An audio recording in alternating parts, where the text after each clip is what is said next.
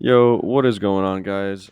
I'm going to interrupt myself. I'm adding this in after the commentary, but I really wanted to open this video with this battle I had against a tank and another engineer.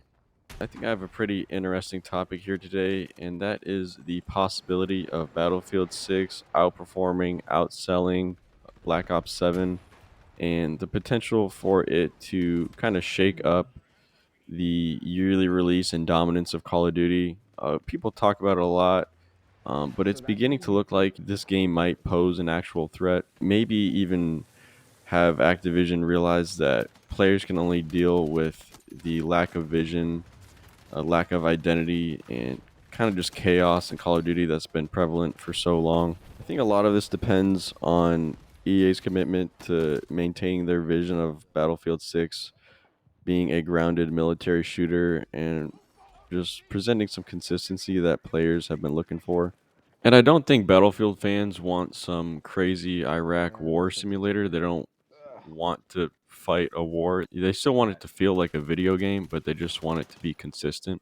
On one hand, COD has an advantage. Obviously, they've dominated not the whole FPS space, but a large portion of it, particularly on consoles, for a long time. They were still, I would say, they're still relying on their legacy because I don't think anyone says they prefer the new CODs to the older ones, just in terms of the fun factor.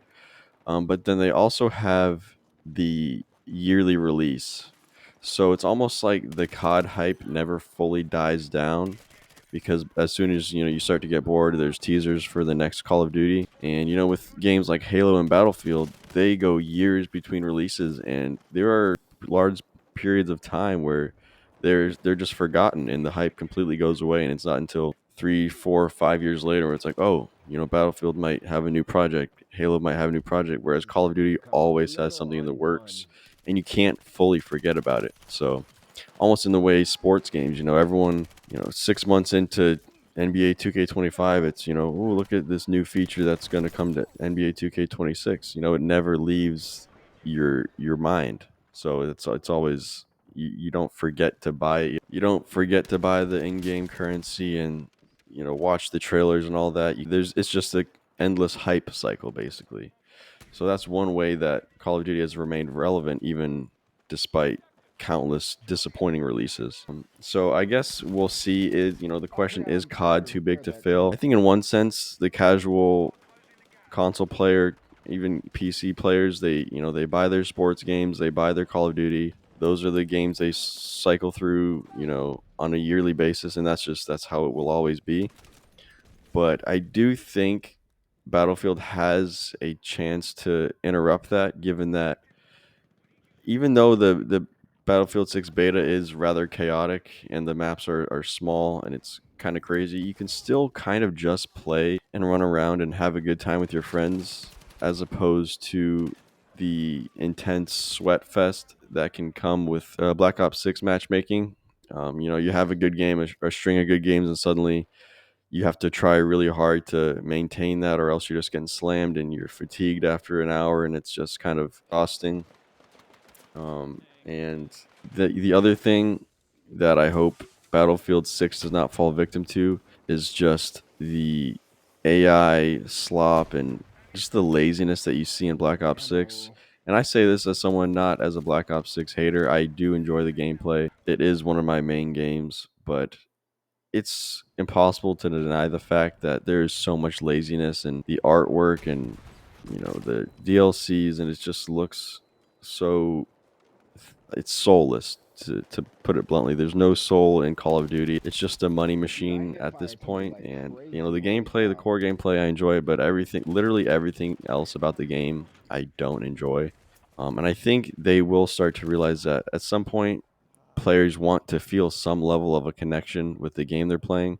They want it to have an identity. And you look back at old Halo games, people feel so nostalgic, obviously because they were probably kids when they were playing, but also because the game just had this identity that they connected with, and the story mode was meaningful to them, and the characters, everything had meaning. And now Call of Duty just is so far removed from that. There's just nothing left. And a big thing I really want to discuss is I think we'll potentially see the power of developers listening to players instead of the people in suits calling the shots. So I'm not going to pretend to know everything about the business side of, the corporate side of gaming. One of my degrees is like barely business related, so I can't really speak with any authority.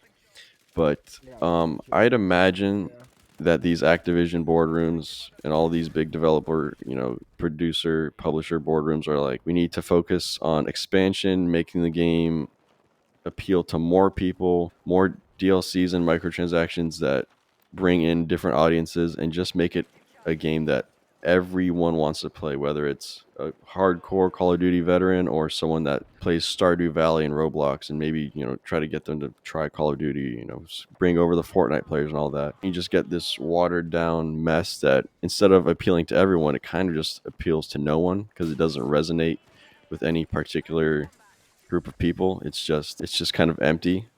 And when the sole purpose of a game is to maximize profits, and the people that make all the design choices are only looking at charts, they're not people that actually play the game and want it to appeal to gamers.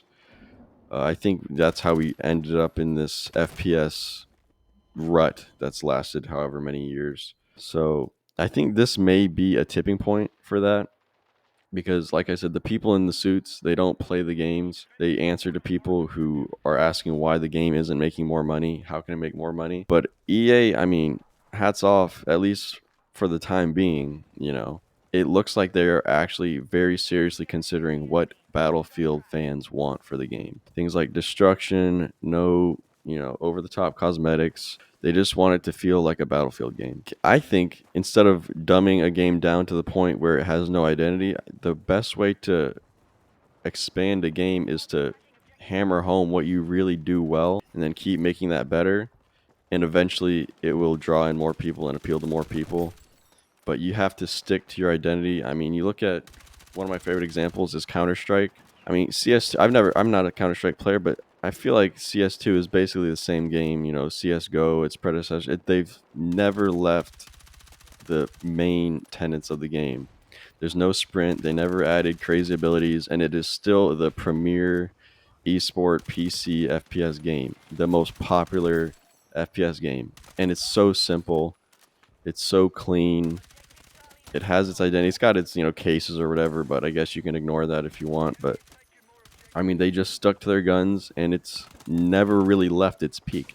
It never had a crazy dip in players. It doesn't have some crazy resurgence.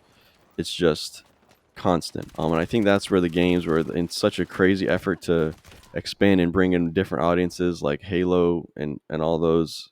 You see Halo Infinite.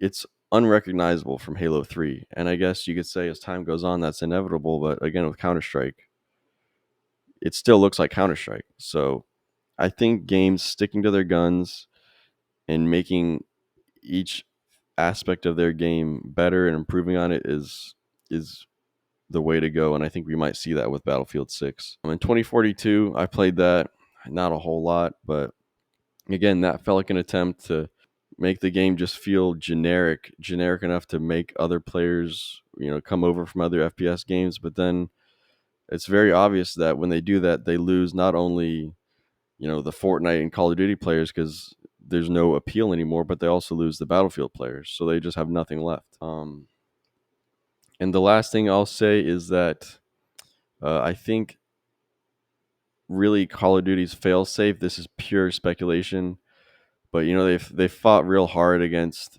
the remastered mods and clients. They don't like those being available for people, even if you have to download and buy the base game first, like Call of Duty 4 remastered. I think their failsafe might be like a Modern Warfare, COD 4, MW2, Black Ops 2 remaster.